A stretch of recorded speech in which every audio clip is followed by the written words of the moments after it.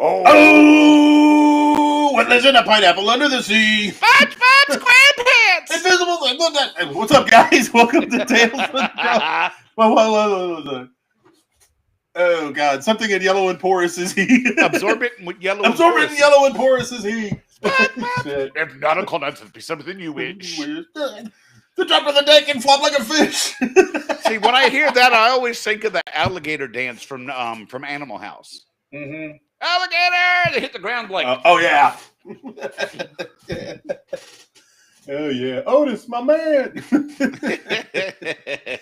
well, boys and girls, if you haven't figured it out already, you have arrived at another titillating episode of Tales from the Crawl Space podcast. And we are TFTC live. So welcome aboard, mateys, and for another one. So, Jack, how you been this week? Oh, I've been all right. I had a bit of a debacle having to go back and forth to the dentist and all that good shit. So that was a full day. So my dentist is 80 miles away because I got my dental work shit done when I was living out that way. So with the warranty I have with them, I had to get out there the night before, get there first thing in the morning. Then I had to go to this laboratory to have things fixed. And then go back to the dentist again. So it was back and forth across the D.C. metropolitan area in traffic, which, look, I live on a mountain. I don't like traffic. I do not like traffic. Traffic can go fuck itself. Especially oncoming traffic when you're trying to get up and down that motherfucker. Oh, my God. Just pain in the ass. So, but that's how my week went for the most part. The next day I had a eye appointment and got my prescription renewed so I can get my ass on Zenny and get a pair of glasses for $7. Noise. Man, how about you? Me and my fucking eye. It's been nothing but eye. I'll tell you what, Jack, if next time, if something like this happens again where I'm down with my eye like this, if it happens to the other eye, and that eye doctor gives me a prescription for painkillers, I'm going to wad it up and throw it back at him, tell him, give me a prescription for antidepressants, because I'm telling you what, man, this has been rough. And matter of fact, make it 2 prescriptions for antidepressants, one for me and one for Ellen, because she's fucking needing it dealing with me. I've been a fucking basket case. I can't, I can actually look ahead now because you see I'm not laying over the side. Yeah, I was going to say, at least you're upright. So I can, so I can get up, I can sleep right. I can look, sleep right, look up, just like normal. And, no head banging, man. No head banging. I can drive a little bit, things like that, but I can't bend over and I can't lift anything over 10 pounds. Hi, Candace. So there's where I'm at right now, and it's driving me batshit. And I top that off with the shitty weather we've been having. It got really fucking cold. It's springtime. I want to get out. I want to get some dirt under my fingernails, get some onions planted, get some radish planted, get that cold weather shit going. Can I do any of that? Oh, hell no. No, it's too fucking cold, and I'm too fucking one-eyed. So I'll be better, Jack, but this is not that week. Well, I'll tell you, speaking of green thumb, I've got a tray, those little seed starting trays with little 72 pods in it. Yeah. Of red creeping thyme. And I'm it's going pretty good under the grow light, and I'm waiting for it to get a little bit more stout before I get all 72 of them put along the swale behind the house. But the swale. I'll have it all purdied up by this summer though, so I can enjoy the beauty while I'm relaxing in my rednecky hot tub. That's right. So I tell you what, man, there's nothing like the feel of a good dense carpet of creeping thyme underneath your bare feet. Ooh. It is, man. It's like massages it. But I had some at our old house. We had some, and it was actually growing in the border, between the sidewalk and the house, and I would just veer off into that shit if I had no shoes on. Man, it was heaven. I loved it. Well, I don't think it grows that high, so I'll be able to see the timber rattlers if they're hanging out in it. Oh yeah, definitely. It's like a Berber for your yard. Oh, nice. Yeah, Berber carpet. The carpet kind installed. I fucking hated that shit. That kind of pile.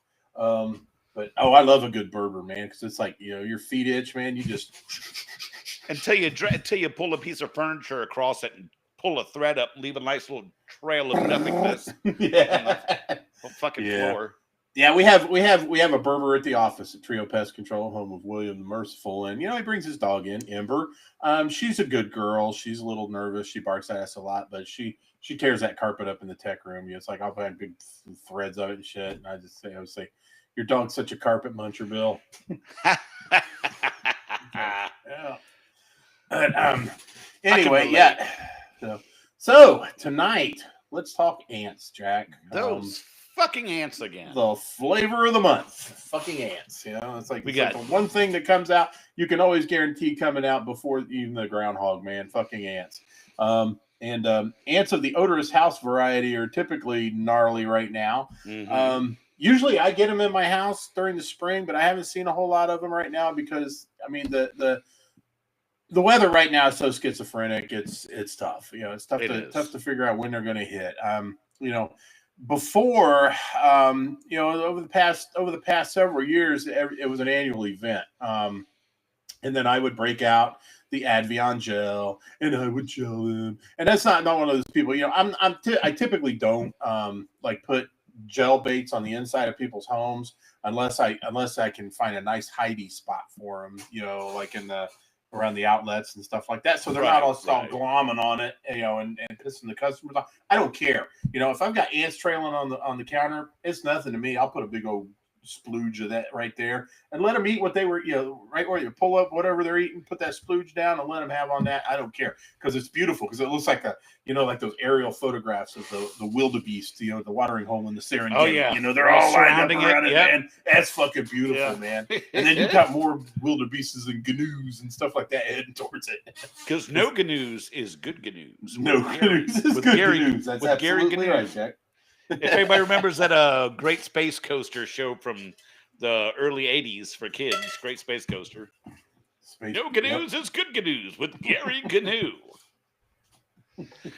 Oh, man.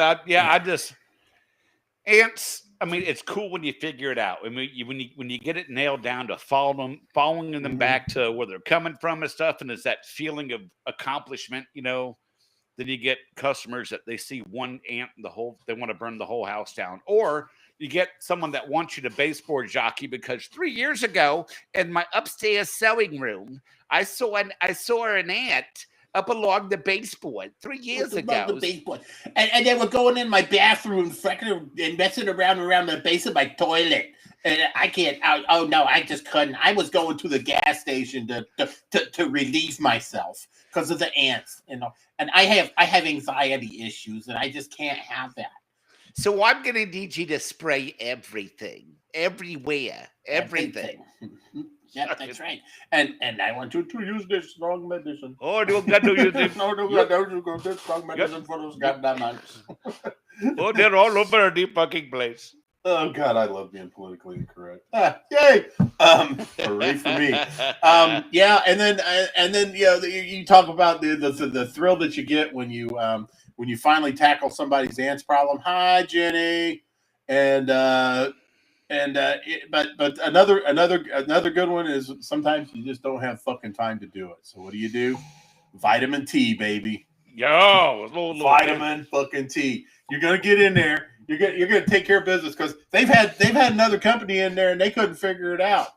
You going in there and you are desperately wanting to figure it out, but you've got 5 other stops and it's already 3:00 in the afternoon, and you're pressed for time and stuff like that. Sometimes you just gotta whip out the big T. And I was thinking of a different letter, but okay. A lot of people think a lot of people like are. Like that's what it's like. Oh, that's lazy and blah blah blah blah blah. That's like, no, it's not lazy. It's effective. Works. It's effective. It's not lazy if it works, dude. And you know what? If you do it right, that shit works all season long. Yeah, it's like diazinon used to work all season long. That shit was fucking awesome. Do you realize that we have another podcast in our chat room right now? Well, it's like a total. Yeah, it is. It's the 4 of us. We have the ladies from the Pestrogen podcast in our chat right now. So, good afternoon, ladies. That's right, ladies. Hello. Good evening to Jen. Good afternoon to Candace. Jen's, of course, in a station. Lives in Ohio, but works in Fort Wayne, Indiana. And Candace, Scotty went and fucked it all up. We got cock blocked by Scotty, man. What's up, Scotty? Is that Scotty G? Yeah. And Mario. Okay. Jack, we've been talking about ants. What better time now that Mario is here to share the story that he sent us? And then I'm going to What do share you the say? story that Scotty sent us. So you go on ahead. Oh, I know. Everybody's getting in here like, and Jen, no, it's not too late. Let's see. Let me go look at it. You guys, Jack, help me out here. Fill some time. All right. Well, I'll tell you, I had a chat with our good Australian buddy, Dave Lyon, and he'd gone up in an attic for, I believe he said it was for rodents. And when he got up into the attic, he said every rafter, every joist in the attic was covered with ant eggs. Oh, man. They were all over the way. He's like, yeah, that was an upsell. But and he collects ants. I mean, he's got like a live ant farm thing with these big bull ants. And he got another bull ant queen for his collection. So he's like, I'm a proud dad. I got my bull ant queen. So but good for him, man. He sent me pictures of these ceiling joists in the attic, man, and there were eggs all over the fucking place. Yeah, no wow, doubt. It's crazy. Yeah. So okay, Mario.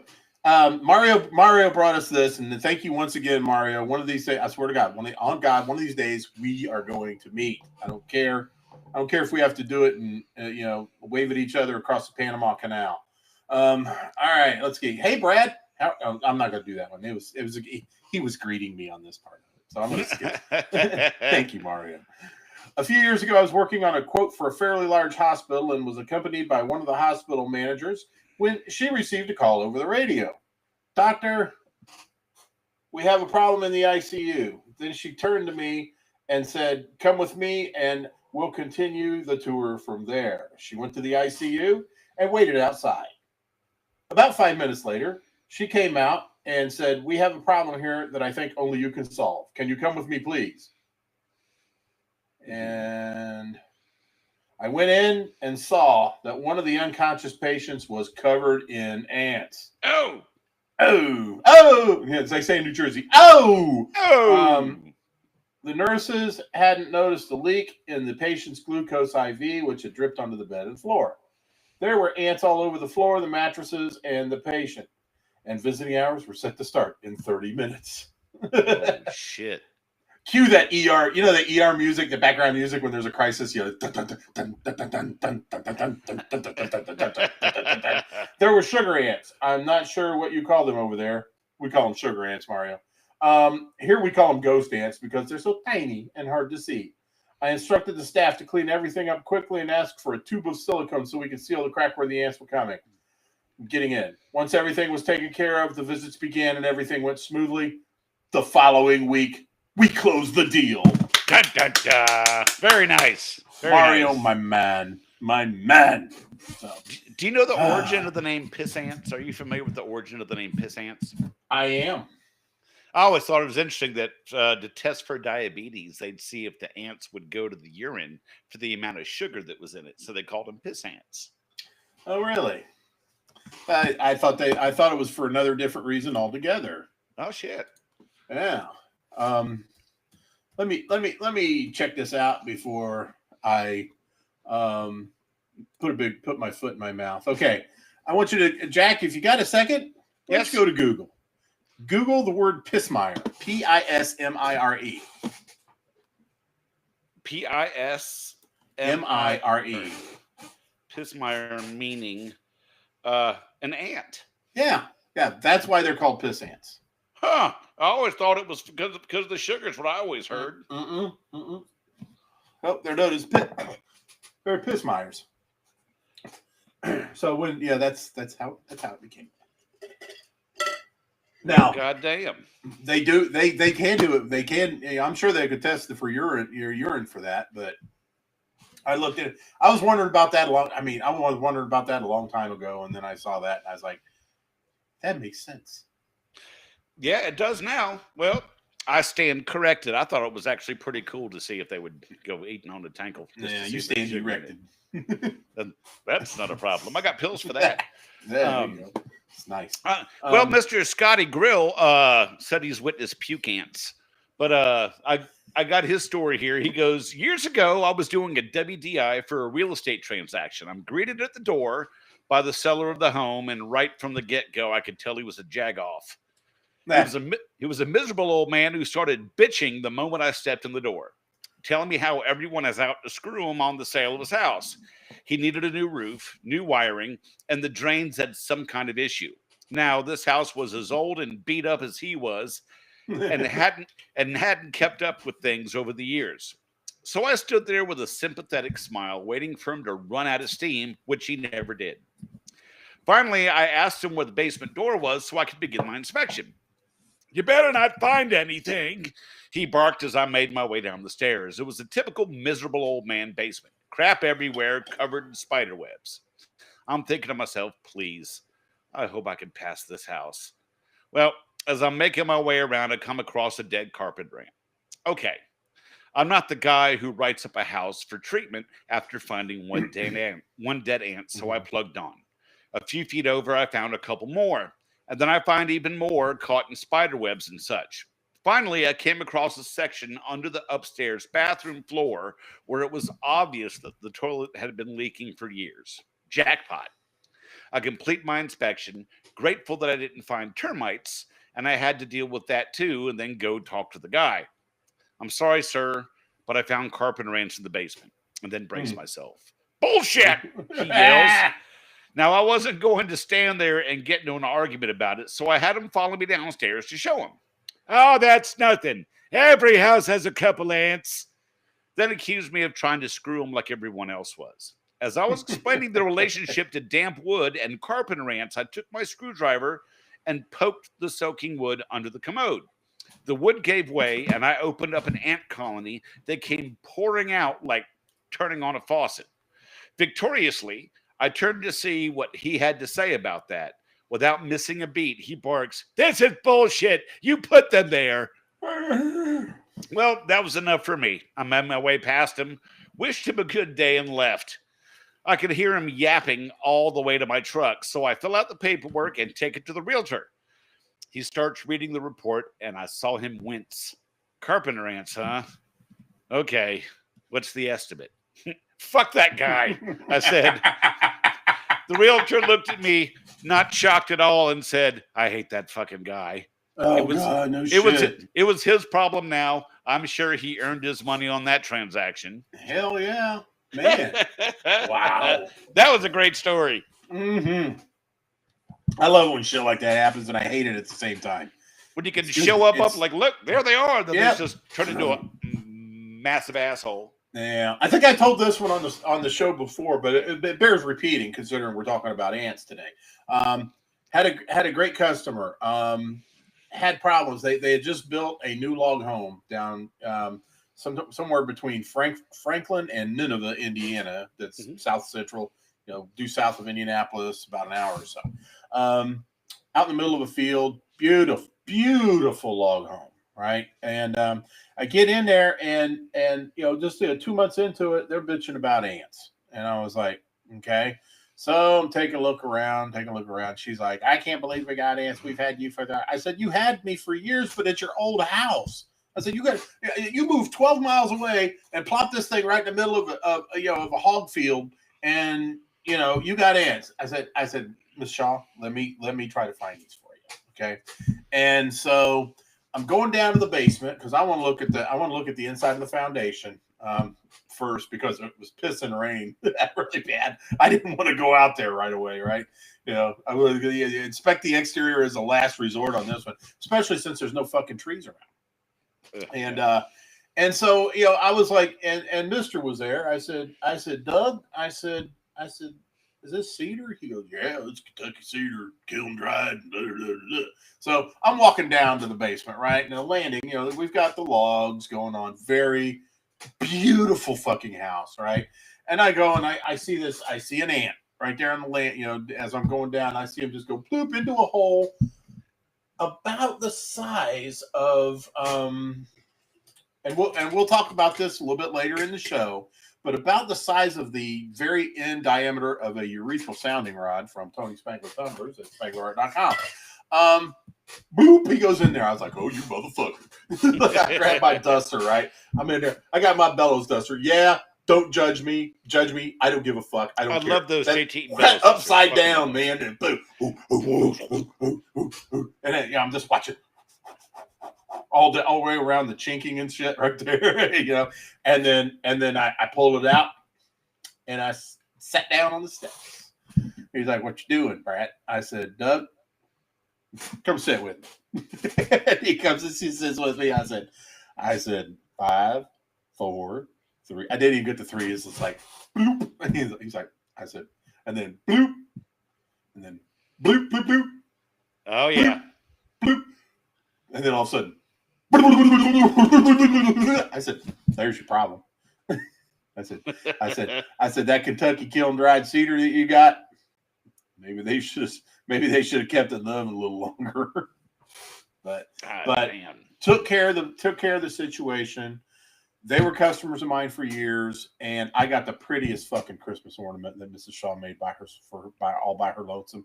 And I will make damn sure that I can find it, and so I can show it to everybody on our Christmas episode that's coming up later on this year. Yes, because it's fucking beautiful. I look forward to seeing that. I like with old log cabins. I've done carpentry at jobs in log cabins, and you get your little stethoscope, and you can just hear them. It sounds like static. Mm-hmm. Them in the because if you look at like when the log comes out the side of the house, like when they cross over each other, there's like a little dip, like a divot on the underside of that log, right? And there's that gap, and they just kind of travel those gaps throughout the whole house, and they'll pop up everywhere. And I've seen people that just let them go for the longest time and just ate the house up. Totally just ate the house up. It's a damn shame. Ooh, what you got there? Oh, what? Oh, this is actually my retirement bourbon. My bride was cleaning this room and saw that my bottle was all kind of getting close to empty. So she just condensed it into a smaller bottle. This actually had ice wine in it at one time. Because me and her both love us some ice wine. Ice wine? What the hell's ice wine? Yes. Ice wine is made from grapes that have frozen on the vine. Mm-hmm. And then they take those grapes after they've frozen. It concentrates the sugars. And then they make wine out of it. You know, they thaw them out, mash them up with, the feet of lovely Icelandic women. And I don't know about the Icelandic women part, no Lucille Ball wine, because that was a great episode. That was a fucking great episode. Yeah, we're dating ourselves, Jack. But yeah, ice wine was in that, and I've been keeping it. So when I go to visit my dad, and we always have us a little bourbon, and I don't want to drink his bourbon because he don't get out much to buy it. So I always bring a little something, and we suck on my bottles, and nice. So yeah, that's my carrier. So I'm going to drink on that tonight, and probably just go ahead and invest in another bottle here in the very near future. Mr. Tyler showed up. How are you, Mr. Tyler? Good to see you in chat. Good evening, Tyler. Anyway, so we were talking about some. We're still talking about ants, Jack. You got to bear with me. This is the first time in about a week I've been able to have a drink, and that's all right. I was going to say. I know that when I've had technicians who've been doing it for a year or two, and this came up in conversation on the depot a couple weeks ago, that you get these people who've been doing it, these technicians have been doing it for a year or two, and they think they know everything.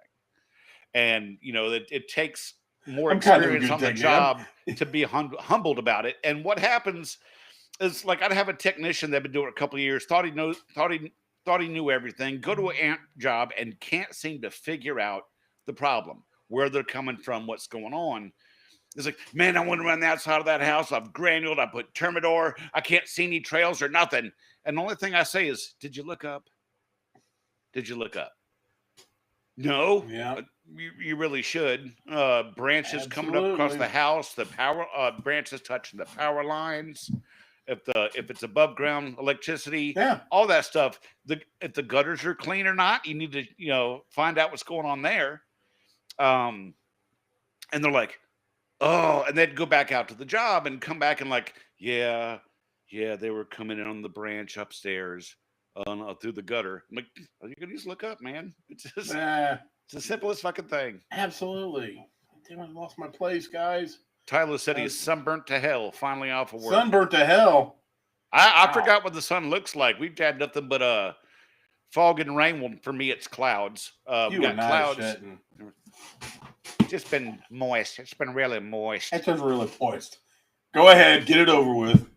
Hot Michael Douglas. That's the only white man that ever made me moist. Shit. Oh my God. Oh, Can't so help we have a first-time contributor on the show. Okay, cool. Yeah, don't get me wrong, we love our regulars, but man, when we get one that comes in, for the first time, it's always a thrill. So I'm gonna, a big tip of the crawl space to Alec Shelby. Thank you very much. He's gonna break his podcast cherry with us here with his story about ants. So buckle up, Buttercup. Let's do this. How many times has someone told you they've got to be coming from underneath the house?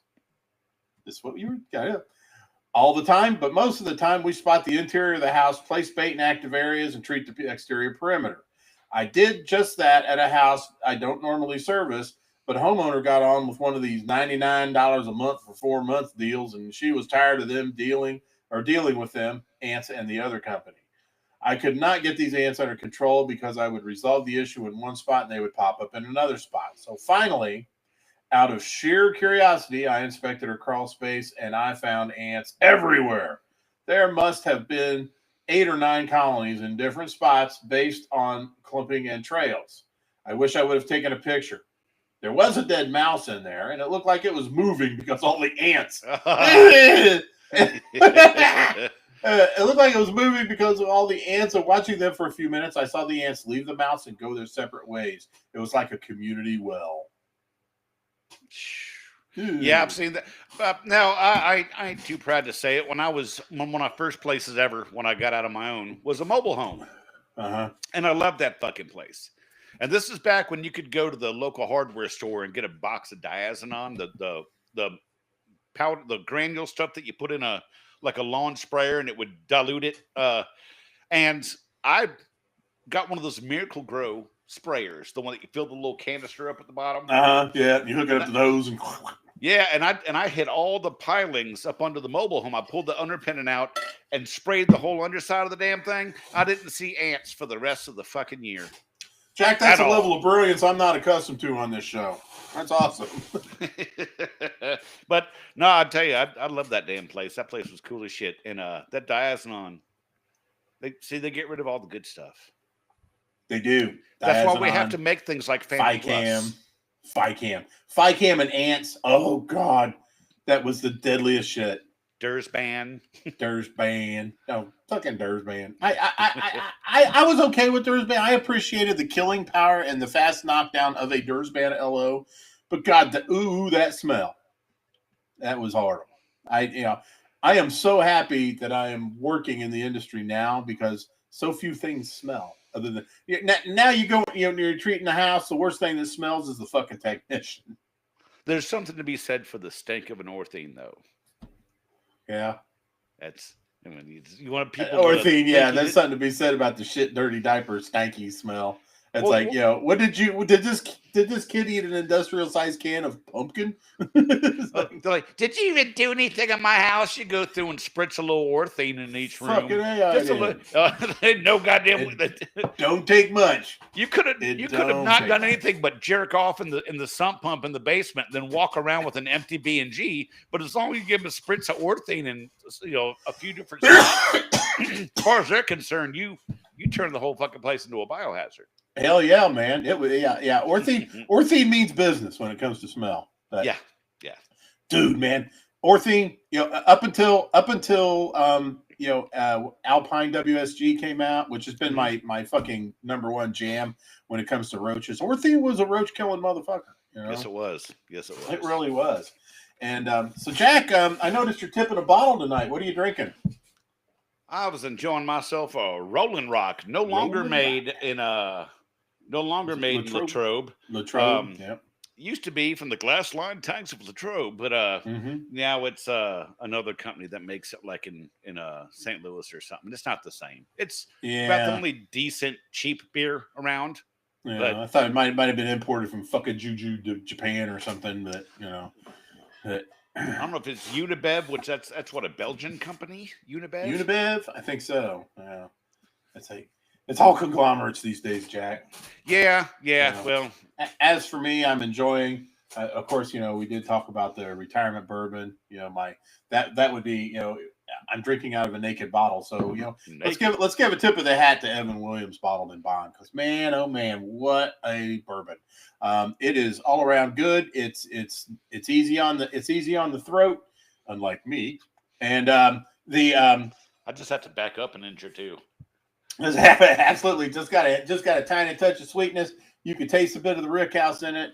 It's got a flavor that betrays its young age. So yeah, it's an awesome bourbon, and I'm washing it down with, of course, my usual sweet tea that is in a Tony Spangler tumbler. A Tony Spangler tumbler. Everybody take a good look at the graphics on both of these puppies, man, because you couldn't get sharper graphics. My eye is fucked up, and I can still see this in really good condition. Jack's is a Vision in Blue. For the Fork Union Military Academy. It's his tip of the hat to his alma mater. Class of '89. That's right. And since I can't get one from Marion County Jail, then I don't have my alma mater, but I do have Tales from the Crawl Space. We've got our beautiful PCHD logo on there. Look at that. And then, of course, on either side are some of the handsomest studs you're ever going to come across. Or are ever going to come across you. So, with my penis. Yeah. And there's so many features to a Tony Spangler tumbler. Jack was just displaying one there, the patented rubber bottom. The rubber bottom. Always a good thing. Keeps that thing from scooting around when you're getting drunk and belligerent. You're not going to knock that thing over. And I still have to put mine all the way over to the side so I don't go flying, because my arms flail around during a podcast. I just get all kinds of epileptic up in here, and so I can knock it down bigger than shit. But every Tony Spangler tumbler that you order today from Spanglerite.com comes with the famous one only surgical steel urethral sounding rod. Urethral sounding rod. That's right. What better medical instrument could you have on hand for those times where you just got to go and just got to can't? So this is going to take care of you, man. It's got a rather sharp edge around here. Mm-hmm. It's not sharp enough that it can cut human skin, but it's sharp enough to go through any scar tissue that you may have. It will clear out the detritus. It will. That's right. You know what? Kidney stones, forget about it. This is going to take good care of them. It's going to either push it back into your bladder so you can deal with it later, or it's going to catch it to take it out now. It's win-win. So I mean, this and of course, the Tony Spangler stainless steel urethral sounding rod also has the patented angler for those people with that Peyronie's disease that have issues. That scar tissue is so bad that it's making your wang go south or north or east or west. Either way, this will work. It is multi-directional. And will take care of any angle that you have to deal with. So you'll no longer have an issue with the tissue. Mm-hmm, that's right. And it is so easy to clean. After using the Tony Spangler tumbler, it's dishwasher safe, and you can also just kind of wipe it off and put it back in your tumbler and keep enjoying your tea. But Tony will be remiss if we mention these should be hand washed. These are not dishwasher safe. Do not dishwasher. Those are not. Now these are dishwasher safe. Yes, they are, most certainly. But this, in fact, if you do prefer a sterile environment inside your penis, this is the thing for it. So that or an autoclave, but autoclave. Yeah, I'm not buying a fucking $3,000 autoclave just for one of those. Well, it is your penis that you're going to be taking care of here. That's true. I should be kinder to my penis. Yes, you should be kinder to your penis there. Yeah. But anyway, if you can dream it, Tony can make it. My military school. Podcast stuff, any design you want. He can do some girly bling bling. Him and his lovely lady can get you done up proper, or you can get yourself a good old Tales from the Crawl Space tumbler. And we would love to see you have some of our swag out there. So you're damn right. Yeah. So if you got a need for some sexy swag with some good bearded studs on it, if you need to keep a hot drink hot or a cold drink cold, and if you also have those nasty scar tissue issues in your penis, there's only one name to remember. If you got Peyronie's, reach for Tony's steel urethral sounding rod.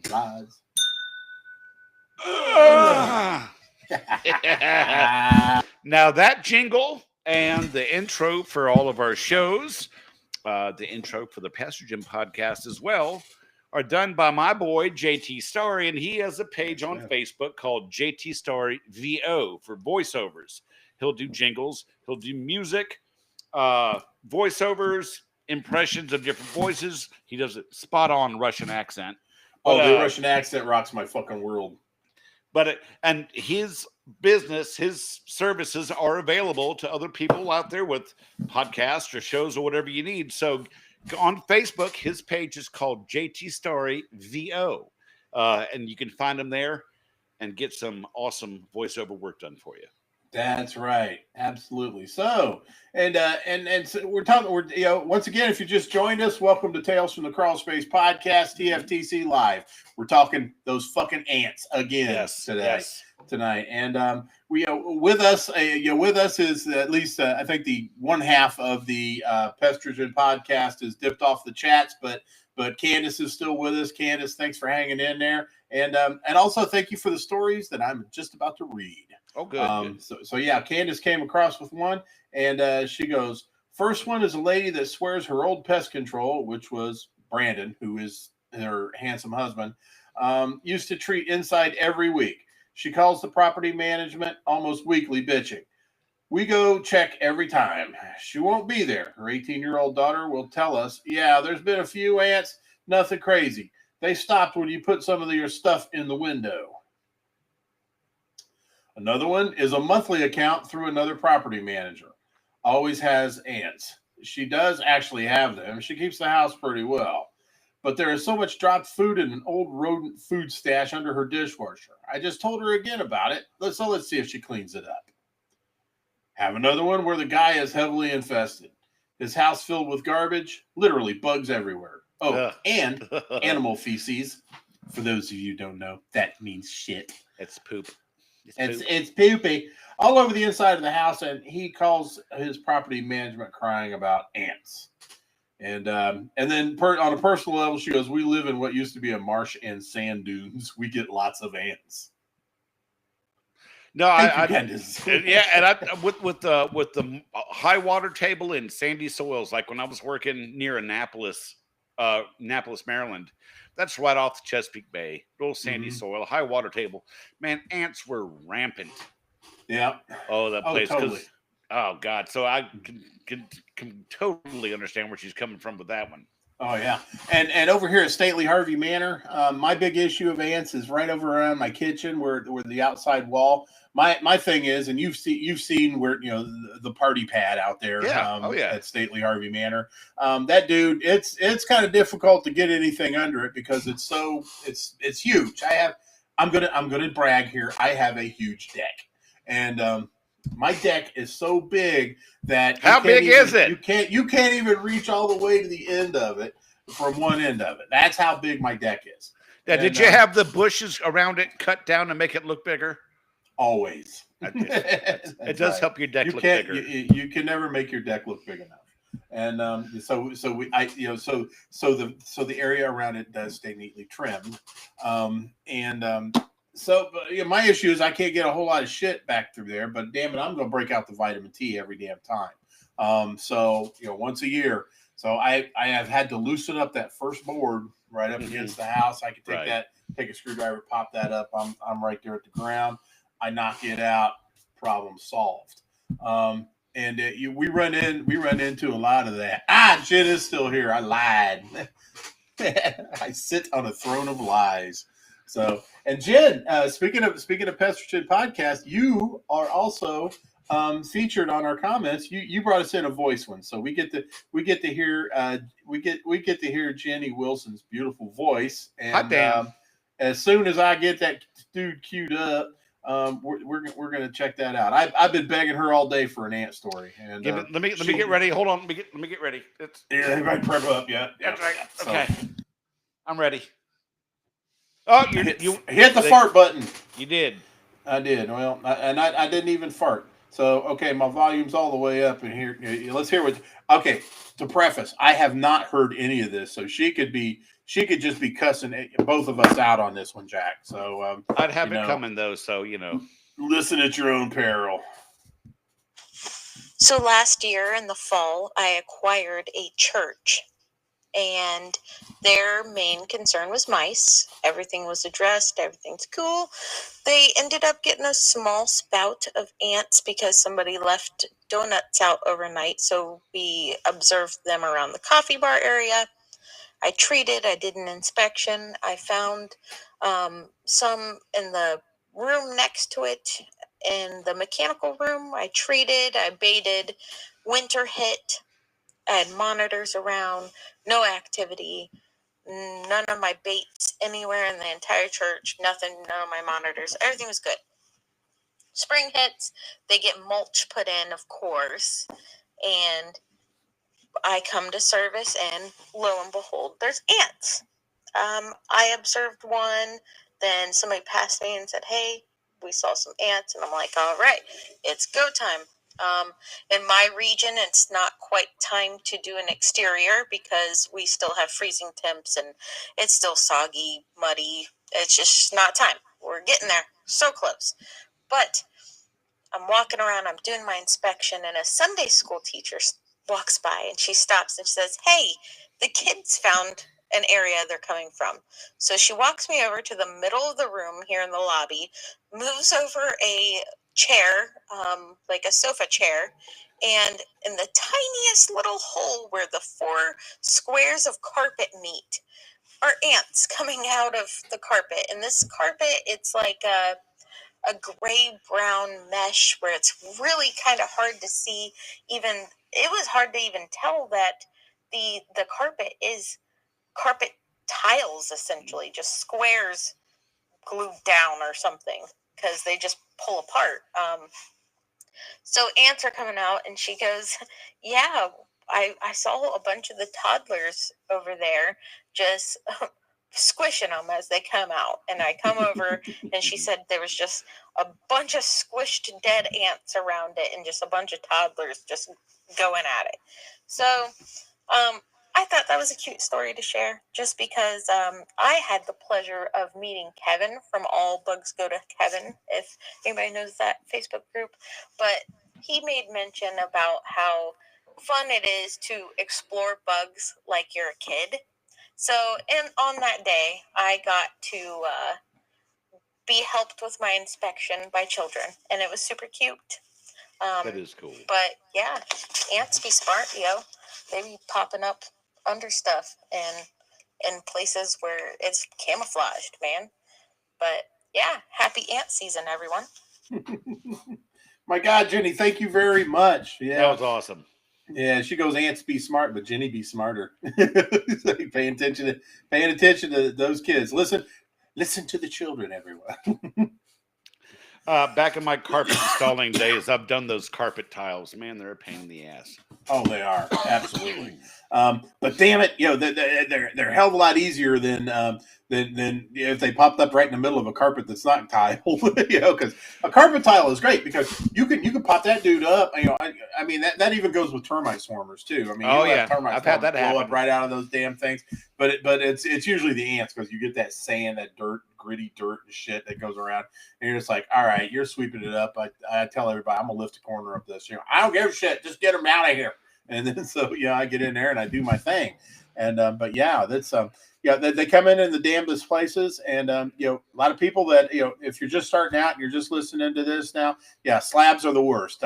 Usually they'll come up around the edges of the slab, but ever so often, especially in some of these older buildings with slabs, those cracks, those settle, they crack.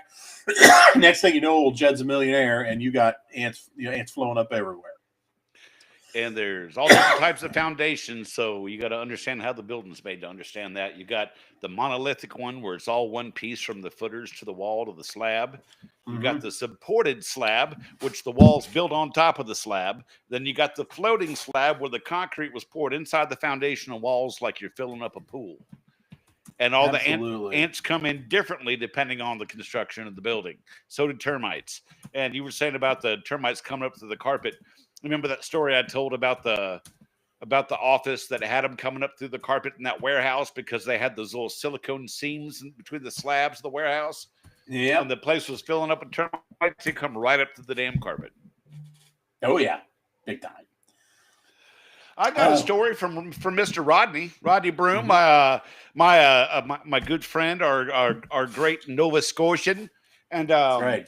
And General Badass oh yeah, extraordinaire, Mr. Powerhouse Pest Control, and a fantastic guest host. Absolutely exemplary guest host. Yes. Well, he goes, "Hey brother, fun little carpenter ant story for the show this week. Had a call for carpenter ants a few years back when I worked for Big Box. Really nice old couple had a guest cottage on their property. Their staying there at the time, and they would snack in bed.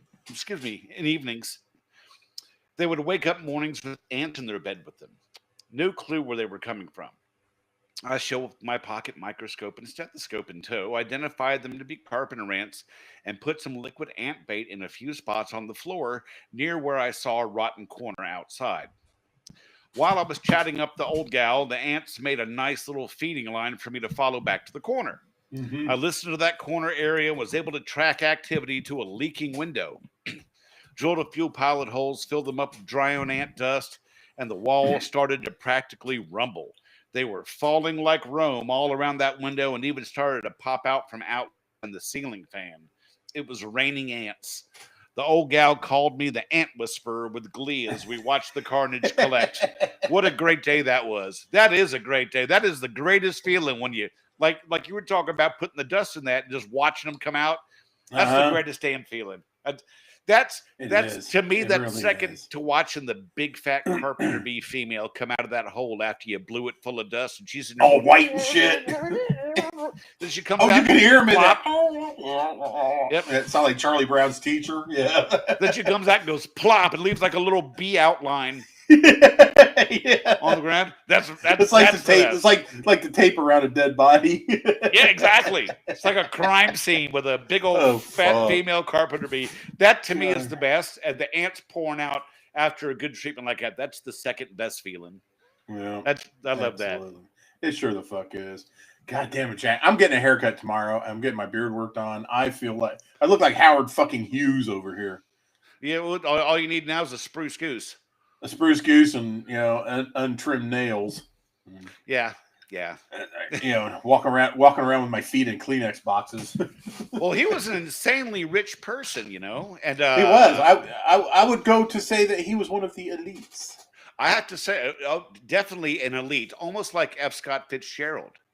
Indeed, yes, and absolutely. And speaking of elite people, I wonder what pest control's like, or anybody got any stories about doing houses of the rich and famous and their pest control issues, or for really, really ritzy homes.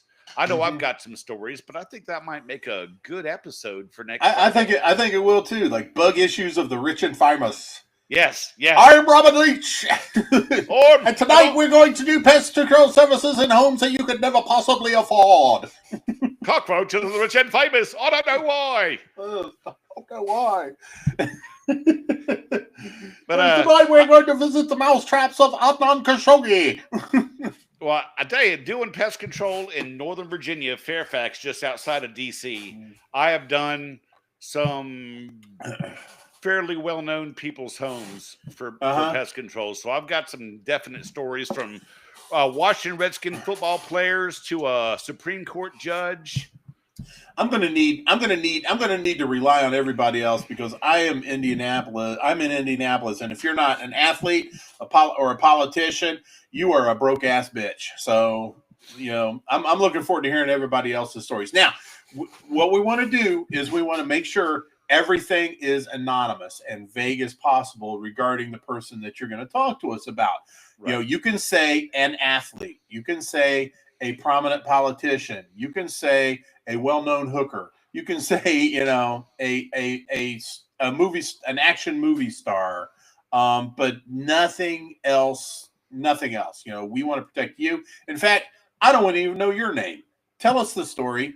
And because we're not going to get on here, and we're not going to. We wouldn't use this as a platform for us to brag about the customers that we have and how famous they are and all this other good shit, because that's just hoity-toity, conceited, and we don't need that here. And if you say who they are, they can pretty much nail it down to who might have said it. So just cover your ass that way. Exactly. We want to protect you, the listener, from yourself, I guess. But no, but we do, at the end of the day, we'd love to hear the stories, and because I think they're really interesting. We, most of us just do average Joe people. The lower, lower income, middle income, everything like that. But when you're doing somebody elite, then you got something going on. So, and we'd love to hear it, but we'd like you to be vague.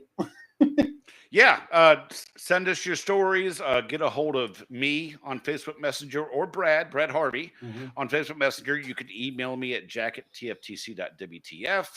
We'll put something up on social media. You can meet it. You can hit us up there or on a Facebook post that I'm sure Brad will get put up here sometime in the near future about the show coming up. We would love to hear about your pest issues of the rich and famous. Absolutely. And in addition to that, Jack, on down the road, we've got a couple of good ideas from some of our listeners, and we definitely we'll definitely talk about that. And and if it seems like something that we can do, then we'll definitely give it a try. Yeah, Jack and I, we're easy. We're not proud. We're whores. I'll put out. You will put out. Yeah, it's a guaranteed put out. For he may not eat ass on the first date, but he'll put out.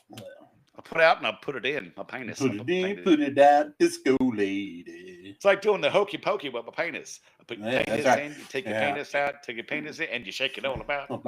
Yeah. Oh, by the way, before I just want to let everybody know that I was kind of worried about a power outage here tonight. Not because we have any storms or anything, just because I've been cooped up in the house with this fucking eye for a long time, and I'm just getting paranoid. So I made sure that we had adequate light in case anything went down.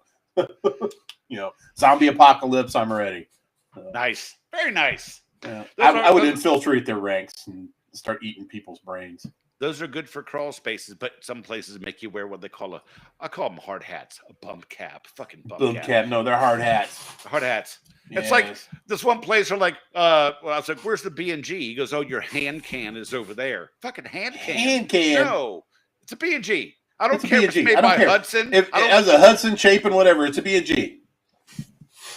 Right. It's like when you get the cheap little wax coloring things from the dollar store, they're still fucking crayons. I don't care if they're not made by crayons, they're still crayons. Cotton swabs? Q-tips. Fucking A, there are Q-tips. Every time. That's right. Yeah. And in some regions of the country, every fucking carbonated alcoholic beverage is a Coke. A Coke. Down south, it's a Coke. And I never got that. I'm good with all the other ones, but I never got that one. Out in the Midwest, it's a pap. A pap and a soda. It could be a soda or a pop in Indiana. Gotcha. Either one. But I know in Northwest Illinois, if it's a Coke, it's a fucking Coke. It's not anything else. Yeah. Right. I was up Northwest Illinois at a Casey's, and I got a pack of cigarettes, piece of pizza, of course, and a Dr. Pepper. She goes, "You want your pop in the sack?" I'm like, "No, I don't want you to kick me in the nuts, but you can put my soda in the bag." Pop in the sack. No, I think she wanted you to pop in the sack. Oh, I got a story about the. I think you missed an opportunity there, Jack. I may have missed that one, but there was a Shakey's Pizza in Green Bay that has a whole different story. Those girls up there just love the little southern twang I got. So. Oh yeah. Yeah, can you say that again? That was super.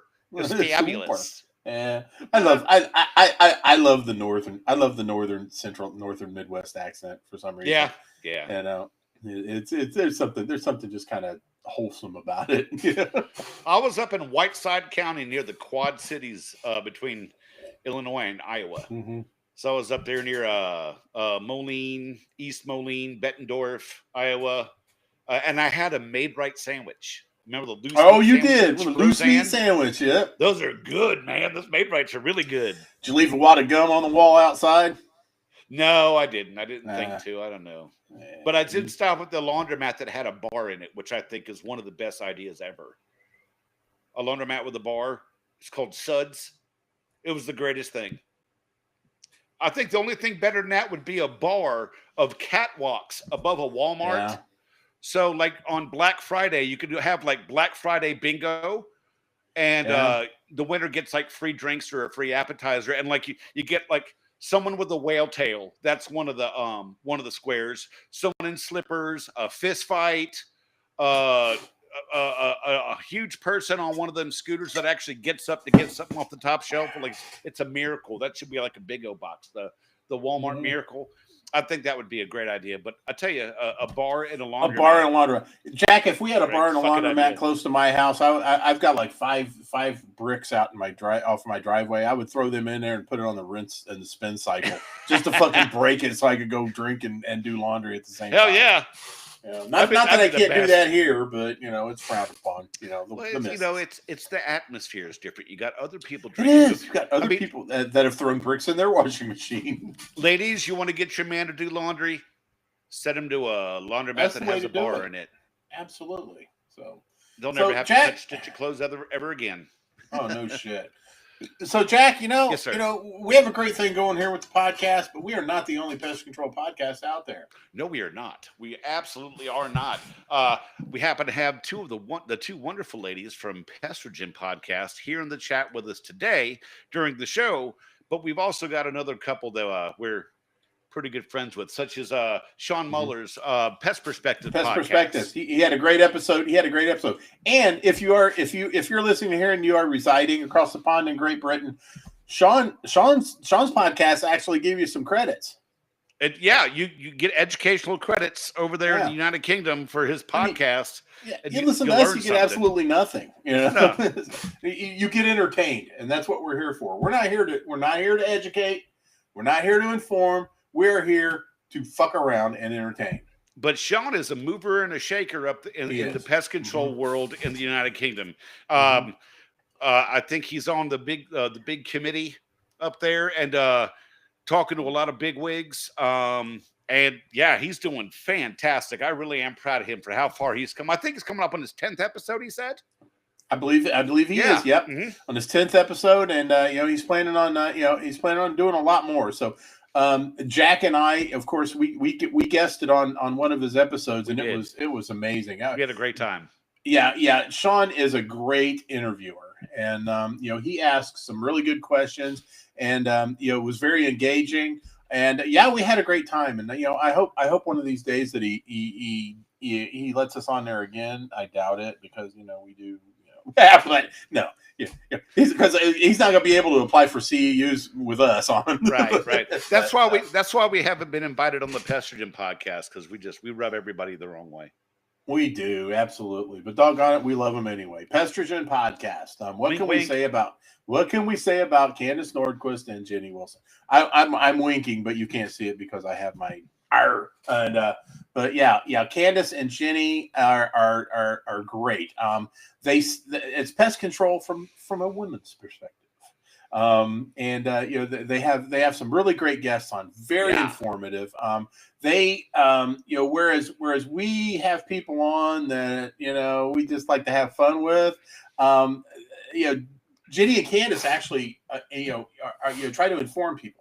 Get other people out there. Last week, last week's episode with them was marketing with Jasmine from Jasmine the Pest Pro, and that was an amazing episode. It was. They really got to listen to a lot of good things coming from not just Jasmine, but the other two ladies as well. So definitely, I don't care. Twigs or twigs or bushes, it doesn't matter. Pestrogen podcast is a great one for you. I got to tell you, I love the mosquito one. Before that, they had someone with a mosquito company in Pennsylvania, and they also had a gentleman from Nigeria.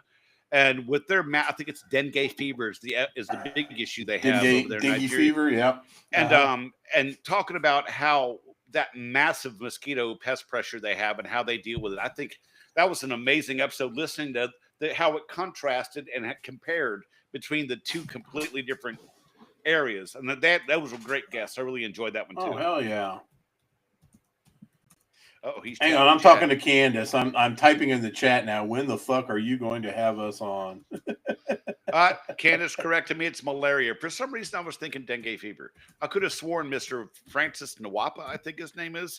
I think I believe so. Yeah.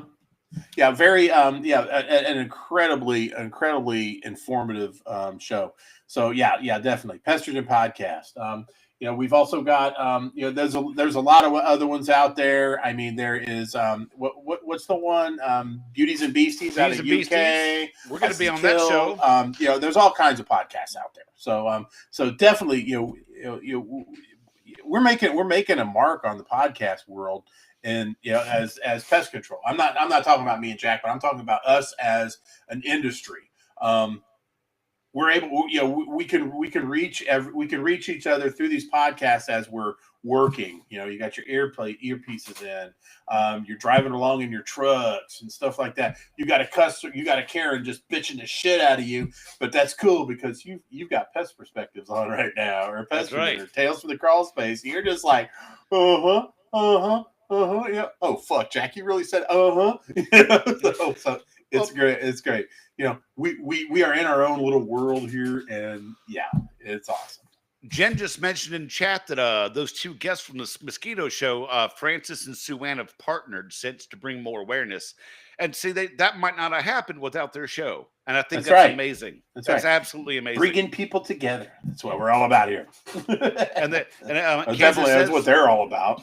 Candace says they're doing another podcast together on Sunday. That is fucking fantastic. And that was facilitated by the Pestrogen Podcast. And I couldn't be more proud. Look at you two ladies, man. Boo! Way to go. Yeah, that's fucking awesome. Yeah, Jack and I could not be prouder of you two. Damn Skippy. Fucking A. Yeah. Okay. So we're gonna go with bug issues of the rich and famous next week. Yep, that's right. That's right. Okay, I'm gonna have some fun with this thumbnail. Oh yeah, and I've got some stories, and since I'm retired, no one's gonna fire me, and I'm not gonna say anything bad about the people, but I'll have to tell my stories, so it's gonna be good. We'd really appreciate that, Jack, because we'd really like to hear your perspective. LOL. You know what? Hey, I had a great time tonight with everybody. I've been really bummed out with this eye, and first it was the knee, then it was the gallbladder, now it was the eye. I've really had a good time tonight, Jack, and I really appreciate you as a friend, and getting me kind of out of my cloudy spot. So love you, my brother. Love you, brother. And okay, no, people, we are not getting a room. So I guess that's all we got for tonight. So looking forward to seeing y'all next week on Bug Issues of the Rich and Famous. So on behalf of Jack, on behalf of Pest Control Humor Depot, my favorite group, and all the ladies at Pestrogen, Pest Perspectives, and all the other, and Tony Spangler at SpanglerArt.com. Mm-hmm. Jack and I wish you would, for fuck's sake, just bug off. Bug off.